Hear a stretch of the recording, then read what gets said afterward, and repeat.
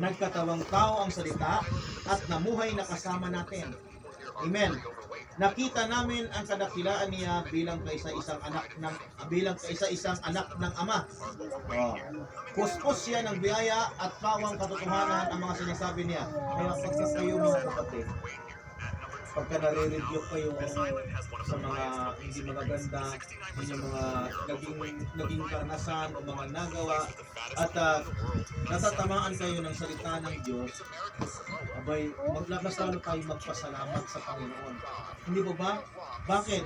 Bakit kayo mas lalo magpasalamat? Dahil pinatutunayan naman kung mga kapatid na kayo ay nasa totoo. Di ba? Ibig sabihin, talagang lingkod po ng Diyos ang nagpapahayag ng salita ng Diyos para po sa bawat isa po sa atin. Amen? Dahil sabi nga, di ba?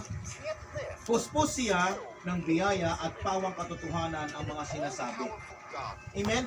Pagkapawang katotohanan yung mga sinasabi, biblically, ang mga sinasabi, ibig sabihin, ang Panginoon ay kasama. Amen? Kasama niya at kasama sa isang samahan. Amen? Nagpatotoo si Juan tungkol sa kanya at ito ang kanyang sinabi. Siyang tinutukoy ko na sabihin kong may isang darating na kasunod ko, at dakila siya sa akin dahil nariyan na siya bago pa ako ipanganak. Tandaan ninyo, no?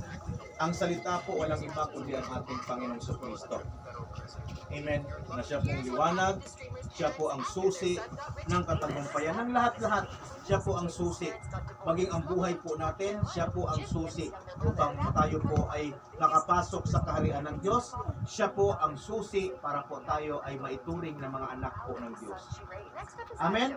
Lahat tayo nilikha ng Diyos pero hindi lahat anak po ng Diyos. Amen. O yan, so 16. Please, Caruela. 16, 17.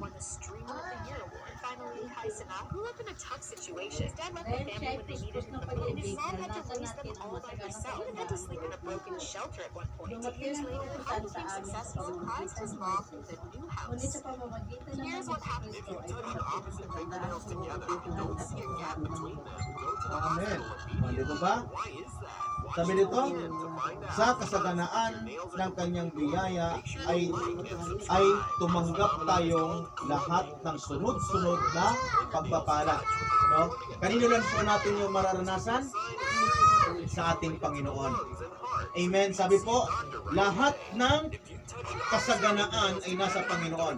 At kung nasa sa atin ang Panginoon at patuloy po natin ipinaglalaban, mga kapatid, sabi po, tatanggap din po tayo o tatanggapin po natin yung kasaganaan na yun. Amen?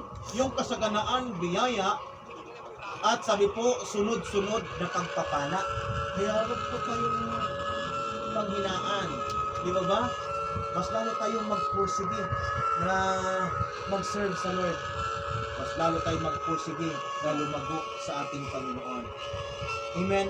Sabi po, yun po ang susi para po maging masagana tayo sa biyaya at sunod-sunod na pagpapala. Hindi po ako may sabi niyan, ha? Yung Bible ko may sabi niyan. Amen. Sabi po, ibinigay sa atin ng Diyos ang kautusan sa pamamagitan ni Moises. No? Lahat ng kautusan sa Old Testament sa pamamagitan po ni Moises. No? Ngunit, sabi po, ang biyaya at katotohanan ay nasa atin sa pamamagitan ni Kristo, Jesus. Amen? Kapag wala si Kristo sa buhay ng isang tao, dahil kahit anong gawin niya, hindi niya maintindihan ang katotohanan. At hindi siya makapamuhay sa katotohanan. Amen? At hindi siya magkaroon ng liwanag sa buhay niya. No? Hanggat wala sa tao si Kristo, siya ay nakakulong pa rin o nakatali sa kapangyarihan ni Satanas. Ibig sabihin, nandun pa rin siya sa kadiliman na pamumuhay. Amen? Dahil si Kristo po ang magkakalag ng mga yan kapag tinanggap si Kristo sa buhay ng isang tao. At doon po nagkakaroon ng kapayapaan, kaliwanagan sa buhay.